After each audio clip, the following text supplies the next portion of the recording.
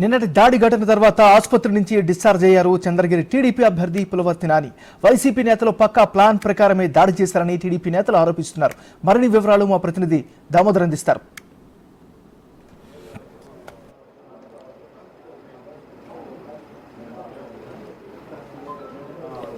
MNR ప్రస్తుతం మనతో పులివర్తి నాని ఉన్నారు. ఆసుపత్రి నుంచి ఆయన ఉదయం 12 గంటల సమయంలో డిశ్చార్జ్ అయ్యారు. ఆయన ఇంటి వద్ద పెద్ద ఎత్తున సందర్శకుల తాకిడి ఉంది. ముఖ్యంగా నిన్న 3:30 గంటల సమయంలో ఆయన మీద ప్రత్యర్థులు సుత్తులతోనూ రాడ్లతోనూ దాడి చేశారు. గన్మ్యాన్ యొక్క చొరవతో పాటు అతని వద్ద ఉన్న వ్యక్తుల కొంతమంది అనుచరుల సాయంతో ఆయన బతికి బయటపడ్డాడు అని చెప్పవచ్చు. ముఖ్యంగా భుజానికి అదేవిధంగా కాలికి గాయాలైనాయి. ప్రస్తుతం మనం చూడవచ్చు ఆయన ఇంటి వద్ద పెద్ద ఎత్తున అభిమానులు ఏదైతే పార్టీ కార్యక్రమం నాని ఉన్నారో ఆయన అడిగి మరిన్ని విషయాలు చూస్తున్నాం. అసలు ఘటన ఎలా జరిగింది, ఘటనకు నాంది ఎక్కడ జరిగింది, ఎందుకు ఈ వీరు ఆయన మీద దాడి అంతమొందించడానికే ప్రయత్నించారా అన్న విషయాల మీద ఆయనతో మాట్లాడదాం.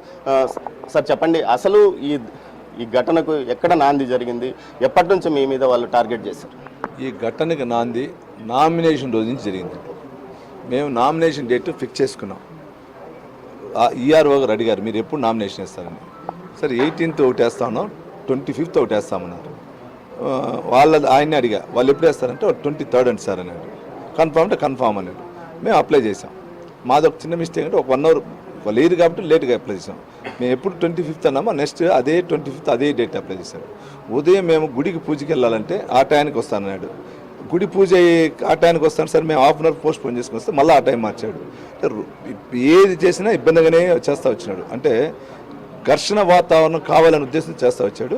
అదేవిధంగా నామినేషన్ అయిన తర్వాత మా కోడలు మా కూతురున్న కారును కూడా కొట్టారు. అక్కడున్న వ్యక్తులు కొట్టారు. అంటే ఆ రోజు నుంచే స్టార్ట్ అయింది అనమాట ఇది. దీన్ని అతను కొనసాగిస్తూ ముందుకు వెళ్తున్నాడు కానీ తగ్గల. ఆయన కానీ ఆయన కొంచెం ఉంటాడు ఎక్కడో ఒక చోట ఒంగోలు నుంచి ఫోన్ చేస్తాడు, ఇది చేయండి అది చేయండి అంటాడు, లేదు ఇంకో చోట వస్తాడు చేయండి అంటాడు. మా కుటుంబ సభ్యులు కానీ మా కార్యకర్తలు తల్లోంచుకొని ఓర్చుకొని వెళ్ళాం. ఆ ఓర్చుకొని వెళ్ళిన దాన్ని కూడా తట్టుకోలేకుండా నన్నే అటాక్ చేస్తే సరిపోతుందని ఒకటి.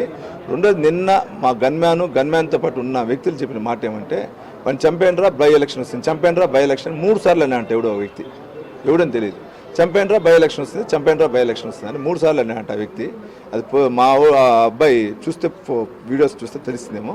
దాన్ని బట్టి ఐడెంటిఫై అయితే ఏ విధంగా ప్రవర్తి అంటే ఓడిపోతామని డిసైడ్ అయిపోయిన వాళ్ళు. నిన్న మీరు అక్కడికి వెళ్ళడానికి మీరు ఏదైతే రిటర్నింగ్ ఆఫీసర్తో సమయం తీసుకున్నారు, ఆ సమయాన్ని వారికి లీక్ చేశారా? వారు కూడా మీతో పాటు వచ్చారు? ఎవరైనా పోలీసులు లీక్ చేశారంటారా, లేకపోతే ఎవరన్నా బయట నుంచి? నిన్న 1 o'clockకి నేను అక్కడికి వెళ్ళానండి కౌంటింగ్. ఎందుకు వెళ్ళానంటే బాక్సులకు సీల్ వేయలేదన్నారు. పోయి చూసి అక్కడి నుంచే ఫొటోస్ తీసుకుని ఈసీ కంప్లైంట్ చేసి ఇంటికి వచ్చా భోజనానికి. వచ్చే లోపల 2 మిస్డ్ కాల్ ఆర్డీఓ గారిది ఉంది, అంటే ఈఆర్ఓ గారిది. ఏం సార్ అని అడిగా. మీటింగ్ 3 o'clock అండి అన్నారు. వస్తాను సార్ అన్న. మళ్ళీ పెట్టేసి మళ్ళీ 2 minutes కనుక్కున్నా. సార్ ఎక్కడ సార్ మీటింగ్ అన్నా అంటే పలానా మహిళా యూనివర్సిటీలో అన్నాడు.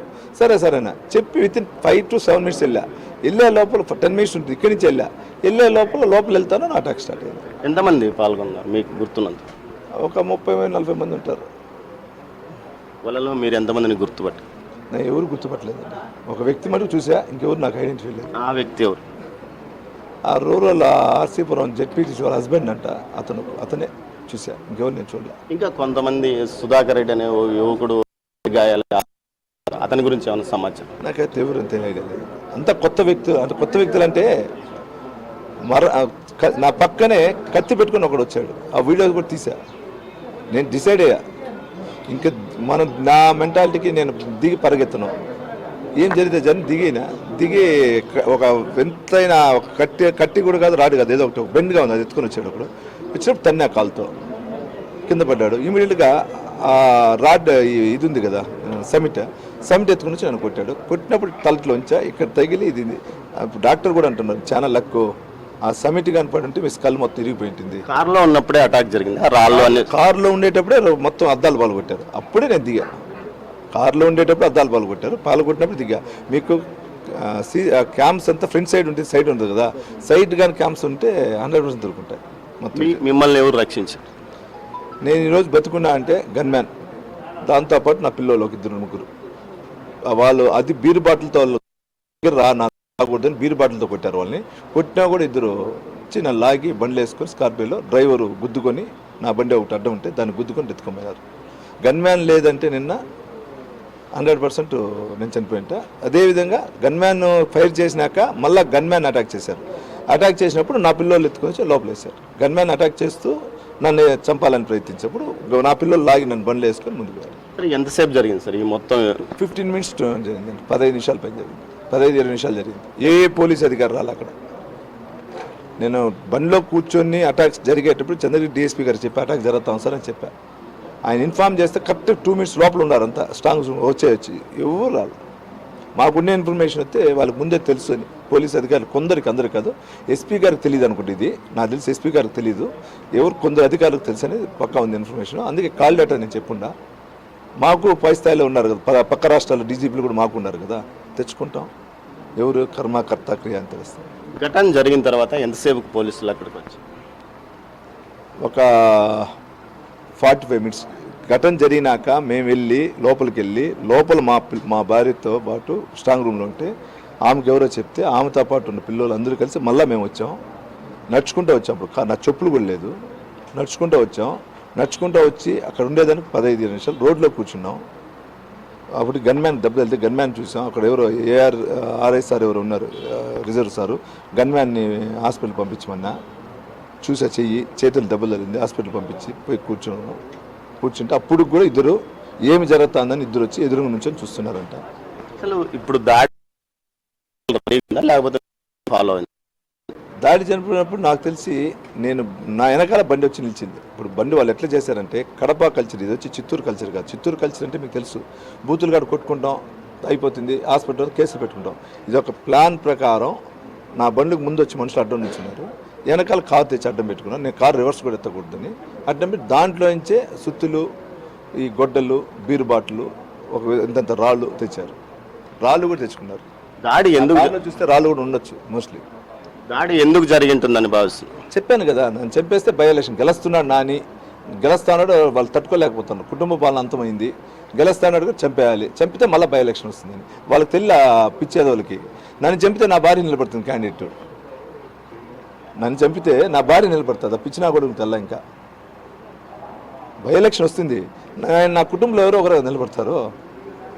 కిరాయి రౌడీలు పాల్గొన్నారు వైసీపీ నాయకులు. దీంట్లో చెప్పాను కదా, వైసీపీ నాయకులు ఒక 70-80% ఉంటే బయట కిరాయి కొందరు ఉన్నారు, కొత్తగా ఉన్నారు కొందరు. నాకు దాంట్లో ఎక్కువ వాళ్ళు కులాల మధ్య చిచ్చు పెట్టేదానికే వేరే వేరే తేవటం జరిగింది. వాళ్ళు ఏమన్నా మత్తులో ఉన్నారా, మామూలుగా ఉన్నారు? చెప్పాను కదా, సంఘటన జరగక ముందు 1 అవర్ ముందు విక్టరీ బార్లో 100 మంది డ్రింక్ చేశారు. విక్టరీ బార్ విజిల్స్ తీసుకుంటే కూడా వస్తుంది, 100 మంది అక్కడే కూర్చొని డ్రింక్ చేశారు. ఈ ఘటన కూచివారిపల్లి కొనసాగింపే అంటారా? కూచివారిపల్లి సంఘటనకి దీనికి సంబంధం లేదండి, అది డిఫరెంట్. అది వచ్చి ఆ సర్పంచ్ వాళ్ళకి జరిగింది. ఇది వచ్చి వాళ్ళ సర్వే రిపోర్ట్స్ ప్రకారం ఓడిపోతామని డిసైడ్ అయిన దానివల్ల ఇది. మీకు భాస్కర్ రెడ్డి గురించి తెలుసు, సీన్లో ఉండడు, ఒంగోలులో కూర్చొని ఒంగోలు నుంచి నడిపించాడు. ఇప్పుడు నన్ను అటాక్ చేసినంత ఇప్పుడు పాండిచేరిలో ఉన్నారు, 70 మంది పాండిచేరిలో ఉన్నారు. ఏ హోటల్ ఉండేది కూడా ఇంకో 10 నిమిషాలు తెలుస్తుంది. పాండిచేరిలో ఉన్నారు. వాళ్ళకంతా పైన గూగుల్ పేలు, ఫోన్ పేలు పోయింది మొత్తం. నిన్న ఘటన జరిగింది, టీడీపీ కార్యకర్తలు తర్వాత వారి మీద కేసులు నమోదు కూడా జరిగాయి. అయితే మీ మీద జరిగిన దాడికి ఎప్పుడు కేసు నమోదు? ఇది కరెక్ట్గా అడిగారండి. నా పైన దాడి చేసి నేను హాస్పిటల్ పోతే నా కార్యకర్తల్ని అలిపిరి సిఐ రామచంద్రారెడ్డి అక్కడ ఉండే సిఆర్పిఎఫ్ చెప్పి లాఠీ చార్జ్ చేయమన్నాడంట. మీ ప్రెస్ వాళ్ళు కూడా దెబ్బలు తిన్నారు. ఎట్లా కొట్టారంటే గొడ్డును కాదు బాధినట్లు మాట్లాడారు. వాళ్ళకేం తెలుస్తుంది, సిఆర్పిఎఫ్ తెలియదు కదా. రామచంద్రారెడ్డి చెప్పాంట కొట్టని. రామచంద్రారెడ్డి ఎవరు? చెవిరెడ్డి బంధు, తుమ్మలగుంట్లో ఉండేది. వాళ్ళ వైఫ్ వచ్చి డోర్ టు డోర్ క్యాన్వాస్ పోయింది. చంద్రగిరిలో గెలిచిన 3 సంవత్సరాలు అతనే ఇన్స్పెక్టర్గా ఉన్నాడు. అతను చెప్పి అందరిని కొట్టించాడు, ప్రెస్ని కొట్టించాడు, మామూలుని కొట్టించాడు. ఒక్కొక్కరికి చెయ్యి ఇరిగిందని, ముగ్గురికి రోయాలో ఉన్నారు. మీ పైన దాడి జరుగుతుంది ఎన్నికల సమయంలో అని మీరు ఇంతకుముందే స్పీక్ కానీ ఇతర అధికారులకు కూడా కంప్లైంట్ చేశారు. అయితే మీకు ఏమైనా అదనపు సెక్యూరిటీ ఏమైనా ఇచ్చారు? ఏమీ లేదండి. నాకు పైన దాడి జరుగుతుంది, గతంలో జరిగిన సంఘటన చెప్పా, నా పైన దాడి జరుగుతుందని చెప్పా, నా భార్య పైన దాడి జరుగుతుందని చెప్పా, నా కొడుకు పైన దాడి జరుగుతుందని చెప్పా, అన్నిటికీ లెటర్ పెట్టా. ఈసీకి పెట్టా, సెంట్రల్ ఈసీకి, స్టేట్ ఈసీకి, పోలీస్ అధికారికి అందరికి పెట్టా. ఏమీ లేదు. మామూలు కోర్టు ప్రకారం, కోర్టులో వేసిన జడ్జిమెంట్ ప్రకారం నాకు 1+1 ఇచ్చారు అంతే. వాళ్ళు కూడా ఏం చేయగలుగుతారు? 1+1 అంటే ఒక దగ్గర వెపన్ ఉంటుంది, రివాల్వర్, ఏం చేయగలుగుతారు? ఇప్పుడు ఎంతమంది మీద మీరు కేసు పెట్టారు? తెలీదండి నాకు. నాకు తెలిసి ఇద్దరు ప్లస్ అదర్స్ అని పెట్టారు. అంటే వీళ్ళలో ఈ చెవిరెడ్డి భాస్కర్ రెడ్డి కానీ మోహిత్ రెడ్డి పేర్లు ఏమన్నా మీరు పెట్టారా? ఉన్నాయి కదా, వాళ్ళే కదా కర్మ కర్త క్రియ అంతా వాళ్ళే కదా. వాళ్ళు కాకుండా ఇంకెవరు పెడతారు?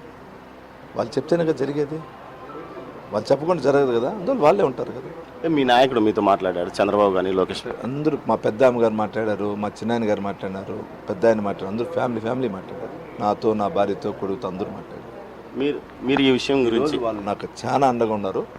అది ఎప్పుడు నేను చెప్పాను కదా, ఎవరికైనా భయపడితే వాళ్ళకే భయపడతాను. మా అమ్మ నాన్న తర్వాత నాకు అంత ఇది. ఈ విషయం మీ లీగల్ టీం ఏమైనా ఎన్నికల కమిషన్కి ఫిర్యాదు చేస్తాను. వాళ్ళు లీగల్ టీం వచ్చింది, నేను ఈరోజు కదా హాస్పిటల్ వచ్చింది, మా మిస్సెస్ లీగల్ టీం చూస్తుందండి, నేను పట్టించుకోలే. జస్ట్ ఇప్పుడు ఎలా ఉంది మీ ఆరోగ్యం? అదే కాళ్ళు ఎక్కువ పెయిన్ ఉంది. ఇది ఈ టిష్యూస్ మొత్తం డ్యామేజ్ అయిందంట. ఒక 3 వీక్స్, అంటే ఇది క్రాక్ కాలేదు కానీ ఈ లోపల ఉన్న సన్న టిష్యూస్ ఉంది కదా, అది డ్యామేజ్ అయిందంట, సుత్తి పడింది కదా, ఆ పడిన దానివల్ల ఇదైందనమాట.